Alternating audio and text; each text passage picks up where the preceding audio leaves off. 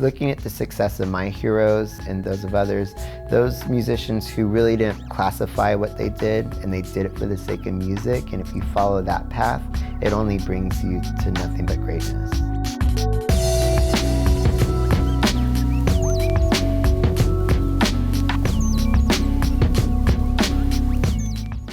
Todd, thank you for joining us. You have etched something which is wonderful in a career in the music industry that is something which we really want to deliver to this next generation to see what you're doing and what you're continuing to move forward and what we have in the music industry.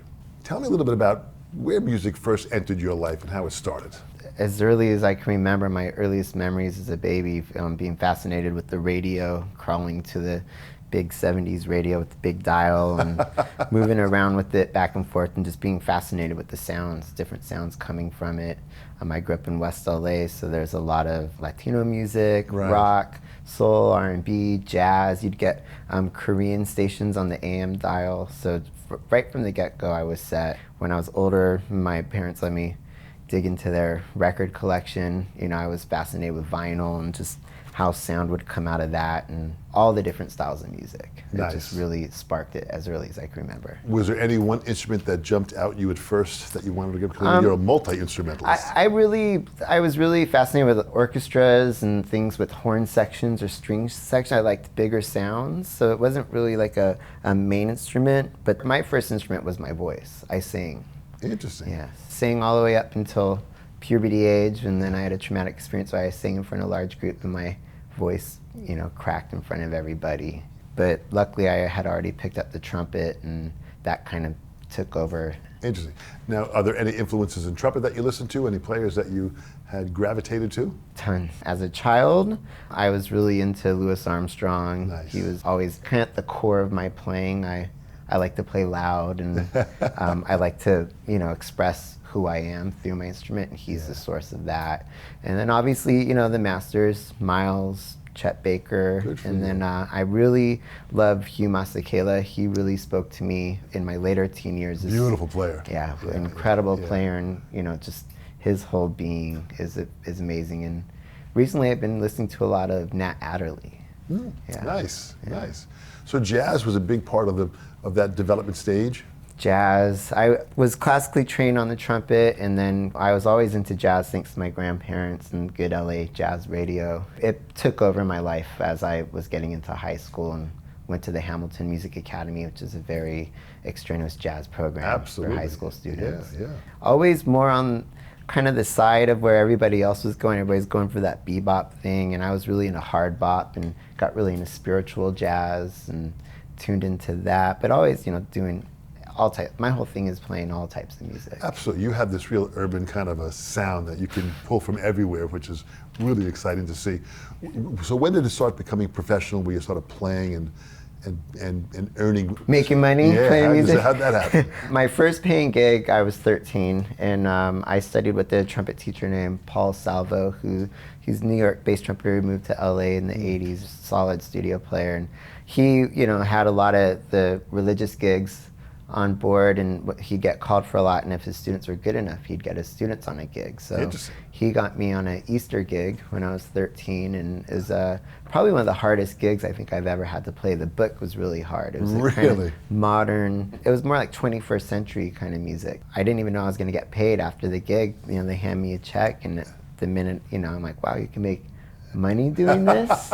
This is cool. That's great. So from there, did you start experimenting with different bands and different types of music? When I was a junior in high school, I was in 5 bands. We were gigging a lot. I started running my own combos, doing jazz gigs at coffee houses, really learning the ropes like that. And then the ska scene was blowing up. This is mid-90s, so for a teenage trumpeter, you could do pretty well playing ska music. Yeah. It wasn't really for money at that point. You're just making the music for the music. As I got into college, started playing in some bands that got real kind of influential in LA, and one of them was the Breakestra, which we had a weekly event every Tuesday night called the Breaks, which fused funk, rare groove, breaks with, it was a live band playing as if a DJ were going through all the hip hop samples, and then featuring a lot of underground hip hop acts that had blown up, like the Black Eyed Peas, way before they were signed to Interscope. And we would play on the weekly, and we're making good enough money that I was able to, at that point, quit my day job working at a record store. And from that point on, it was solidified that this is something that I can definitely do. This is what you wanted. Yeah, yeah. Now, working at the record store probably was advantageous too. Oh, it was the best. Like, you know, learning on your instrument's one thing, but the way that I've really figured out music is just listening. Yeah. Spending all those hours at a record store and being involved in the jazz section, you can really learn a lot. It's a real awesome way. It's a shame that record stores are dying. It's changed so much. It has changed so much. Yeah, and I always encourage younger musicians to just listen to as much as you can. That's really how you can really get a lot from it, you know, and figure out where you fit and just listening to it. But it's fantastic what you do, because aside from listening to a lot of jazz, you got involved with the African music, you got involved with Latin music, you got involved with a real wide variety of listening. Mm-hmm. That's fantastic. I'm real fortunate to get to grow up in a city like LA, because we have so many different cultures within. It's the hub. You know, we have little Ethiopia on Fairfax, and you have little Cuban sections scattered throughout the city, and then you start getting called, you know, you can make money playing salsa gigs, and that's how I got through my college education, was playing a lot of salsa gigs. Yeah. The global music scene, there's jazz being made all over the world in different styles based on the folkloric cultures, and that's real fascinating to me, and I like bridging that into the different things that I do. Boy, it's beautiful, you know, it's beautiful that you do that, because jazz, I believe, is America's greatest export. Mm-hmm. And when you travel around the world and have that kind of influence, that you see what jazz did. You mentioned Louis Armstrong. He really was that first spark to bring this jazz to light, and to see that happening. And still, his museum, which is on Long Island in Queens, which I visited, is just so magical. When you walk in there, you can feel the presence of the vision that he had for jazz music, and here you are, you know, years later, still continuing on that journey. It's fantastic. Yeah, it's fun to be able to expose people to a way to experience jazz. Like jazz has its connotations of how it is today, but who's to define it to be one way? There's so many different aspects. So to be a part of that journey of exposing it to people and knowing that you can listen to jazz, you could dance while listening to jazz, you could go through a spiritual trance while listening to jazz because of the different experiences, and that really, you know, spawns thanks to him. Yeah. Well, you've networked to so many different types of musicians. How have you met a lot of the musicians, and how has that led to the different musical performances that you've done? I always credit it to when I was in high school playing in a bunch of bands. You know, you're playing out at these venues, and you get to meet musicians that are playing in the other bands opening up for you, playing after you. So hanging out, if there's a musician that you like, there's, you know, want to know more about, you just go up and introduce yourself. It's really simple. A lot of people get kind of caught up. Yeah. Obviously, if it's like a superstar, I can understand why you'd be shy, but I learned at an early age just to go up to anybody and ask questions, exchange phone numbers, emails, not be afraid to ask questions. Growing up in LA and knowing like I drove around all of Southern California doing gigs, so I met a lot of different musicians via that. And then when I started traveling on the road with Macy Gray, I was spending a lot of time in New York, spending a lot of time in London, and just meeting people on those different scenes, and just kind of going out, not showing up, but just going out, hanging out, and meeting different people. And that's how you build the network. But that's great that you have the confidence. Most people do not have that kind of confidence. Yeah. You have the right personality skills to go up there and believe in yourself. Yeah. And you were that passionate about that. You wanted to meet these people. Tell me about Macy Gray, about traveling and... The time of my life, you know. Amazing. This was at the end of the 90s, before the music industry kind of tanked. I'm real grateful because I was able to tour as a horn player, living pretty nice lifestyle, playing great music. She had a 13-piece band. It was, to me, it felt like a modern version of, you know, Sly and the Family Stone, just with all different types of backgrounds all combined, playing this real awesome, kind of very fresh music at that time. We were all over the world, and it was incredible. And she was amazing, real delight to work with. We were constantly rehearsing, working on new sets, trying to make it fresh every time, not just playing the same thing every night, which is, I've been in those situations where you're just playing the same thing every night, and it's hard. You gotta muster yourself the strength up to do that. Absolutely, man. There's a whole other way of being able to, you know, stay focused on being able to push your art form as far as what you're doing, learning songs that you need to do, being fresh each time. Traveling is a whole nother, adventure of how to keep your mind focused on staying positive all the time. And you're traveling with this family of musicians. That's what it becomes, right? Yeah, it was definitely family, that's for sure. After Macy, I ended up in New York. I moved to New York and fell in love with the whole scene out there. Kind of connected to what we were doing in LA with the Breakestra and Rare Groove, and there was this band called the Dap Kings, and this was before they met Sharon Jones. Hanging out with that crew was really special. They also had an Afrobeat orchestra called Antibalas, which is still going strong, and I became a part of both of those groups while living in New York, and that forever changed my life. And you were living right in New York City? Manhattan, right in Manhattan? Yeah. And the intensity of Manhattan and the right? It's like a roller coaster ride. LA is absolutely wonderful. It's way more spread out. New York is just completely condensed of what you can do. What was it like being there? Just culture shock, for real. When I moved to New York, it was pretty intense. Coming from LA, it's different vibe. When the tour settled down with Macy, there was a couple of weeks where I was just in New York, and I was like, what do I do?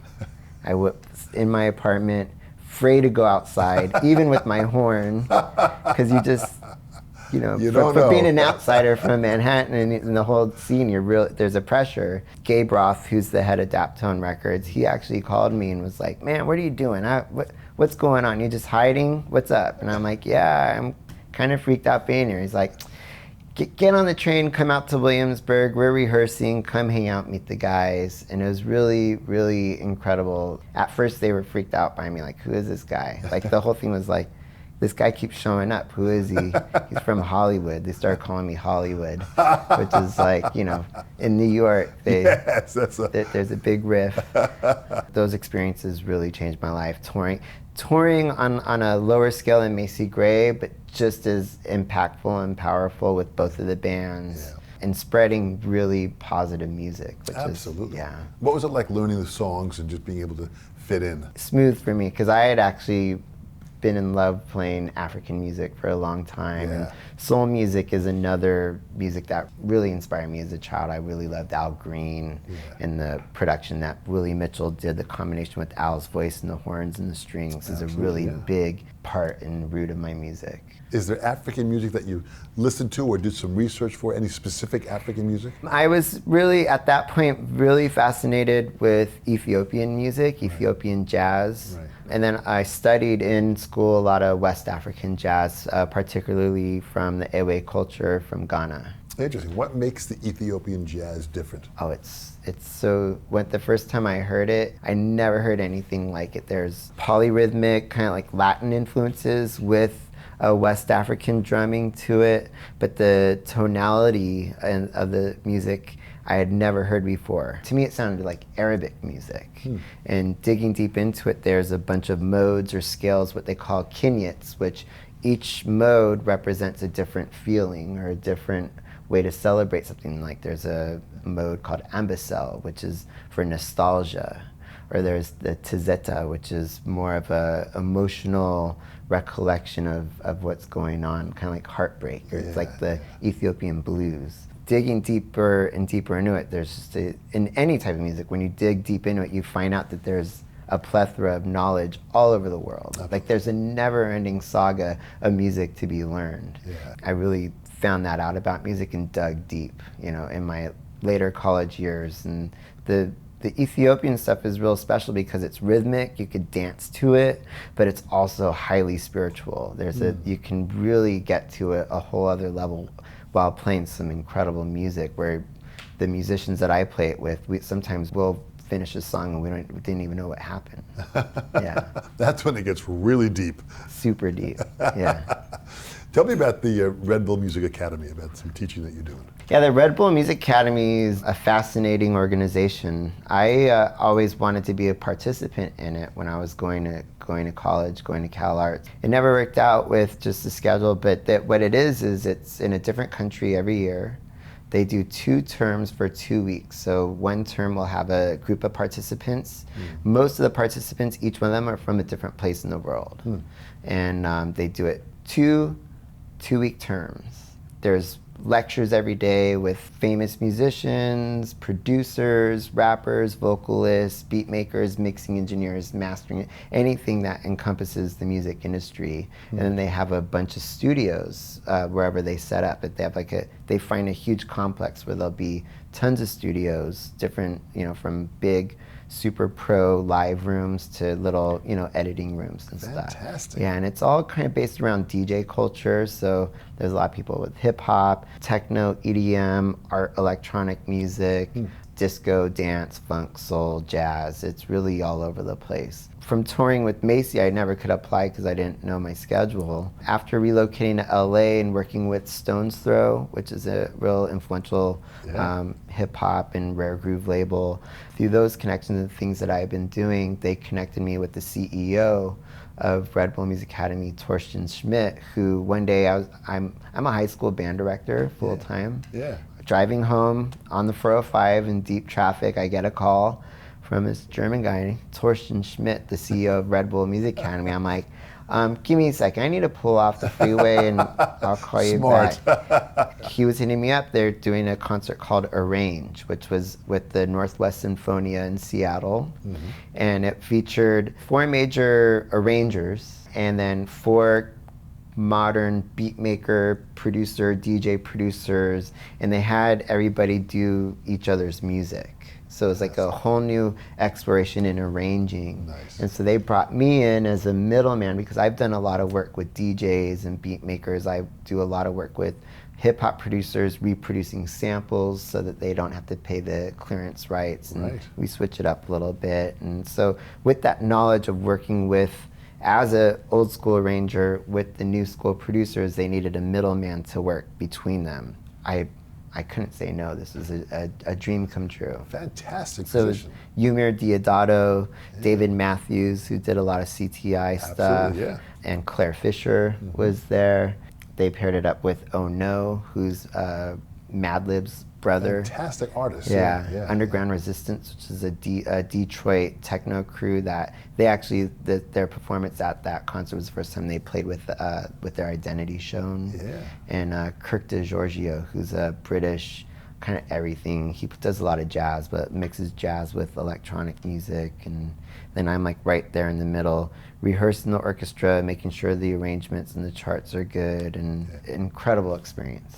Oh, that's fantastic. So you have this high school gig that you're doing that you're mentoring, the next generation. Yeah. What's that like? It's amazing. I never thought I'd be back in high school. I always was one of those kids that, I liked high school. I went to a great high school, but I was like done with it when I graduated.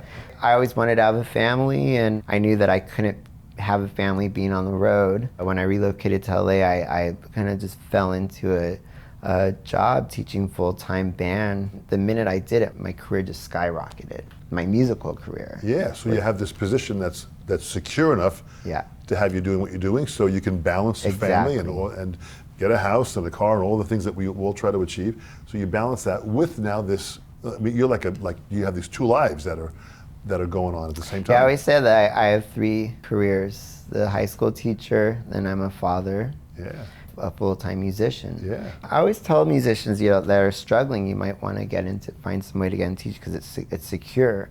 Having that security, then you want to find the balance in your life, which is a big struggle for musicians. And by having that day gig that's real stable and secure, you can say no to certain gigs, and that's a real hard thing for musicians to do, especially horn players, because we need our gigs. And so there's guys that just say yes to everything, but the minute you're able to be in a position where you can say no to a gig, then you're hand selecting the jobs that you do take on as a musician. And once I figured that out, I really felt things shift in my career, all for the better. I'm very grateful for it. Boy, you have this balance. I always say when I teach, there's the understanding of being an artist, which is knowing your instrument. There's the business side where you are the CEO of that business. And then there's the personal side where you want to have a healthy you and be involved with healthy relationships.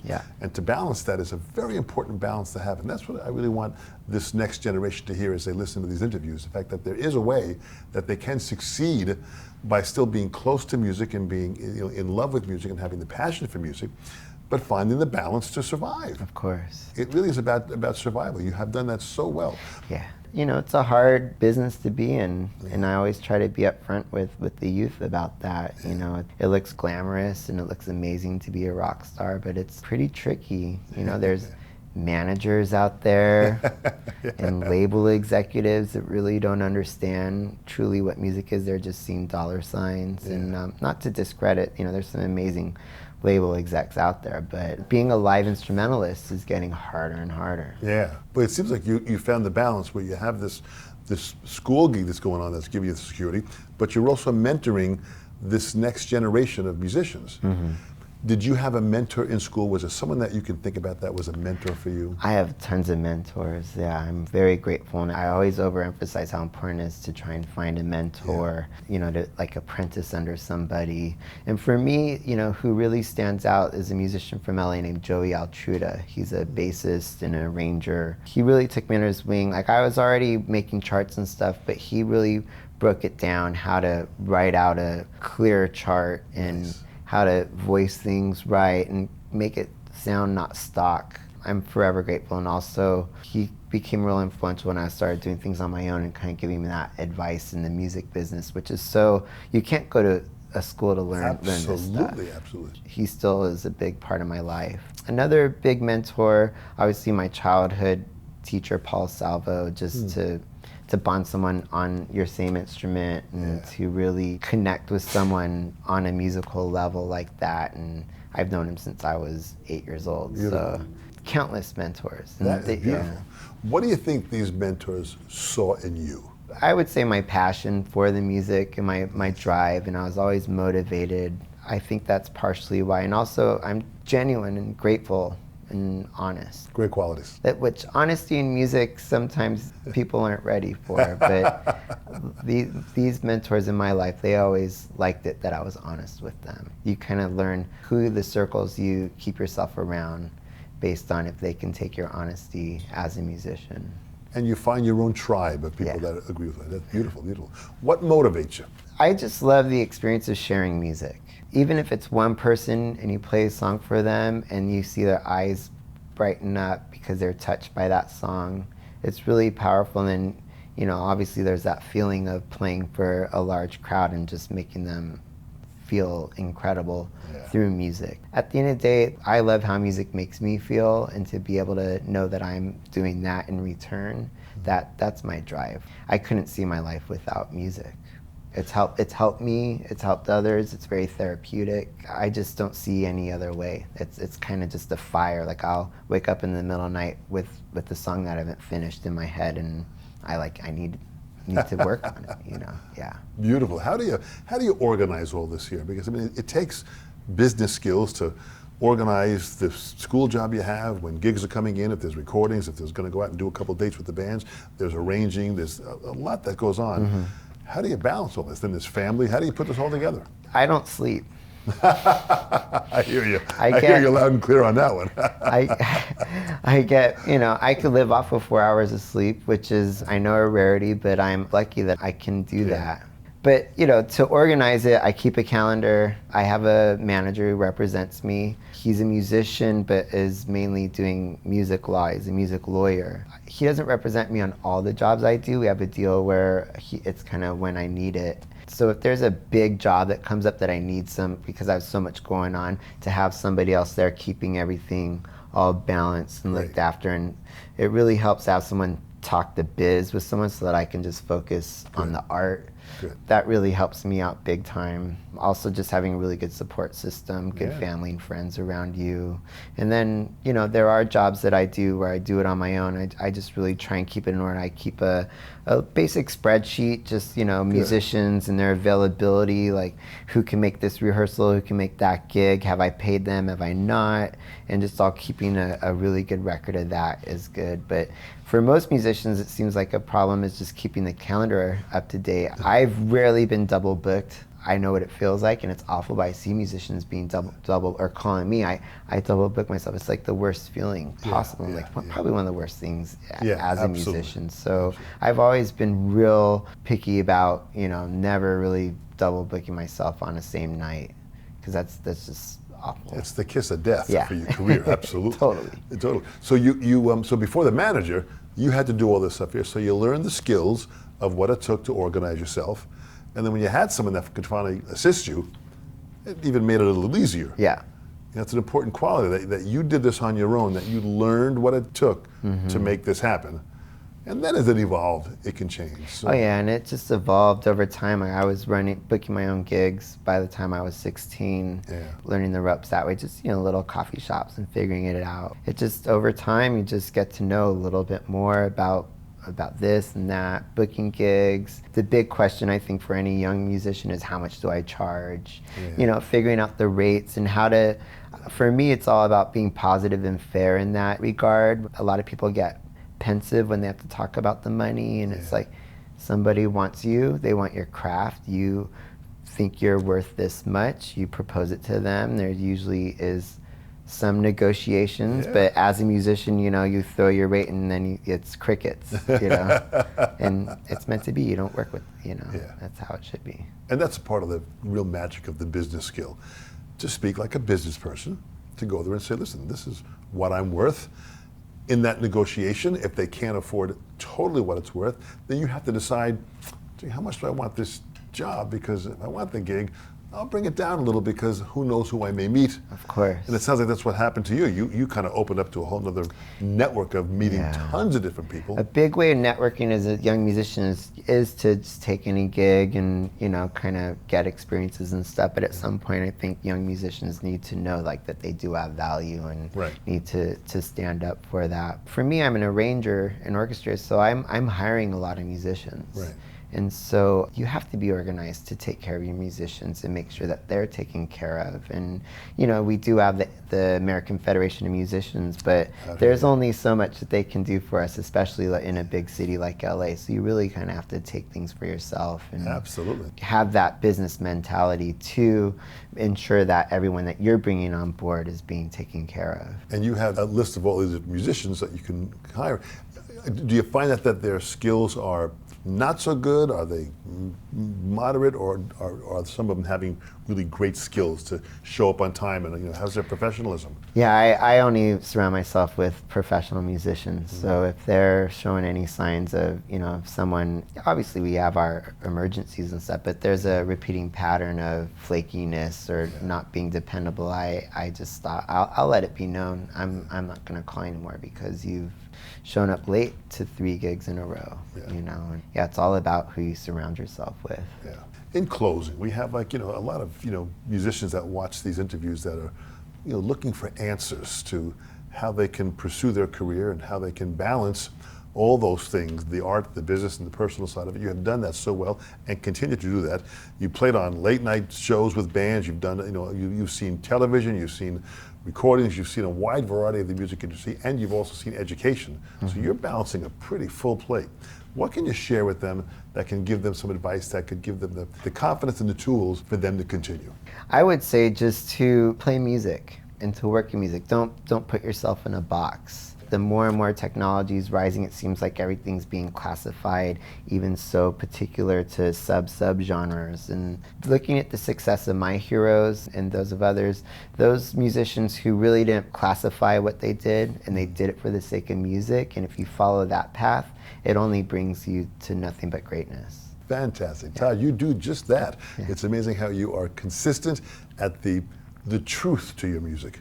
I really sense that you have a real belief in an honesty and a truth to the music that you're playing all the time. I ask you to continue that because that's exactly the message that needs to be displayed. On behalf of the Sessions, Todd, we thank you so much. Thank you so much. Great Pleasure. job. Pleasure. Thank you so much.